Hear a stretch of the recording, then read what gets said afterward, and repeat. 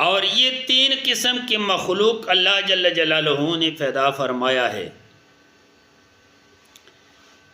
ان میں سے کچھ لوگ نورانی ہے، یعنی فرشتے، وہ ایسے مخلوق ہے کہ اس سے کسی بھی حالت میں گناہ سرزدہ ہو نہیں سکتے،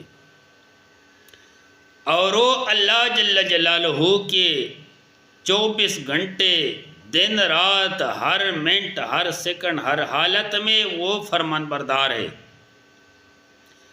اللہ کریم نے خود فرمایا سورہ تحریم میں کہ لا یعصون اللہ ما امرہم ویفعلون ما یؤمرون، وہ اللہ جل جلالہ کی کسی بھی بات کے جو ہے نا نافرمانی نہیں کرتے، اور جو اللہ تعالیٰ حکم دیتا ہے وہ بجا لا دیتا ہے۔ فرشتے ایسے مخلوق ہے کہ اس سے کسی بھی حال میں گناہ نہیں ہو سکتی۔ دوسرے قسم کے مخلوق جو ہے نا وہ کہ بالکل ہڈو گنہگار ہے، اس سے نیکی کی امید نہیں ہے، وہ شیطان ہے۔ شیطان اس قسم کا چیز ہے کہ اس کے جسم میں گناہ کے علاوہ نیکی کی کوئی صلاحیت ہی نہیں ہے، اور اس نے خود اپنی نیکیوں کی صلاحیت کو تبدیل کر کے گناہ کے حالت میں جو ہے نا وہ چلا گیا۔ اور اس کے علاوہ جو تیسرے قسم کے مخلوق ہے وہ ہے انسان۔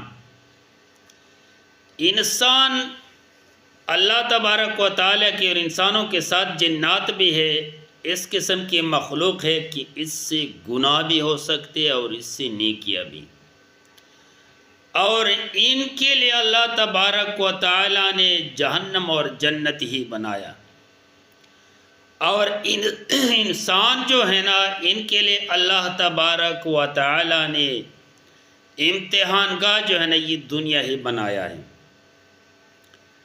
تو میرے بھائیو، انسان جتنا بھی گنہگار ہو، انسان جتنا بھی بدکار ہو، انسان جتنا بھی غلط ہو، اس کے درمیان اللہ تبارک و تعالیٰ نے نیکیوں کی صلاحیت کو جو ہے نا اور رکھ لیا۔ یہ تو اور بات ہے کہ وہ انسان نیکی کی طرف آتا ہی نہیں ہے، اور اس کی گناہ اتنے زیادہ ہے کہ اس کے دل کے اوپر جو ہے نا جو داغ ہے نا وہ لگا ہے۔ تو میرے بھائیو، اسی طرح انسان جو ہے نا